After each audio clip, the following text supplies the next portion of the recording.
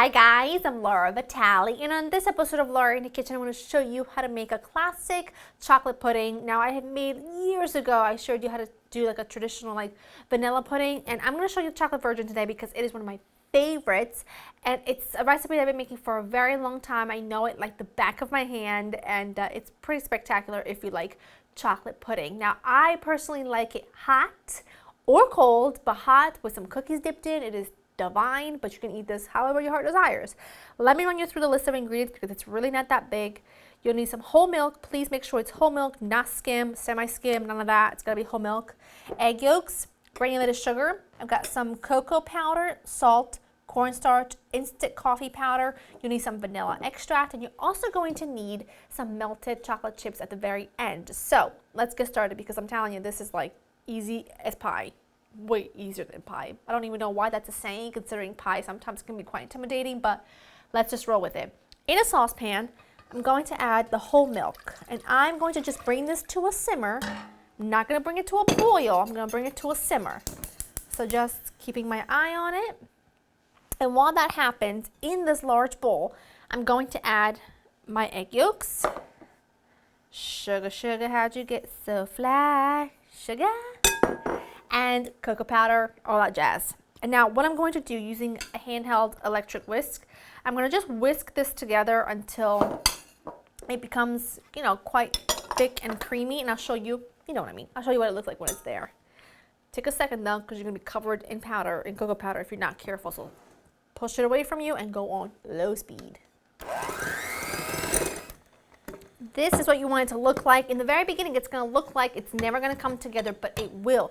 You just have to have patience because it's really thick in the very beginning. All right, so my milk is now quite hot and right about a simmer where I want it. I can see little bubbles starting to form.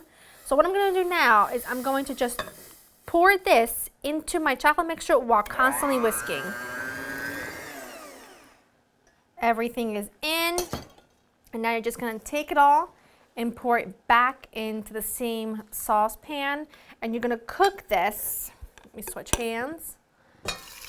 And you're gonna cook this on medium-low heat, like kind of low heat actually, for 7 to 8 minutes or until it thickens. And I will show you what it looks like when it's there, but please don't walk away. Don't take a phone call, don't check Facebook, don't do anything, but take a peek at this pudding and stir from the very bottom the entire time because it can stick, and it will stick really quickly and really easily, and you want to avoid that at all costs, which is why I have a whisk in one hand and one spoon in the other.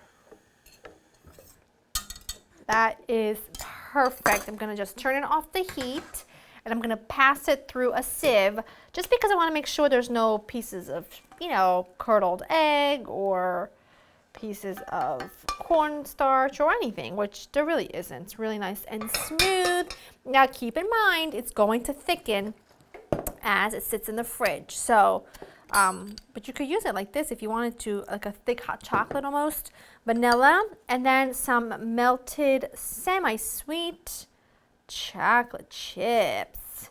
Add that right in. You actually don't even have to melt the chocolate, to be honest, because if you just added chocolate chips to it, the custard is so hot that it would just melt it. But look at this. It's like a pool of lava chocolate, and it is just absolutely magnificent. That chocolate is melting perfectly. And like I said, as it sits in the fridge, it will thicken and be that perfect pudding texture that we just know and love. I'm not going to bore you and make you wait overnight before I give this a taste because truth is I love a mug of this with some cookies, and it's like a nice thick chocolate. Oh, it's so good. So I'm just gonna try it right now because why not?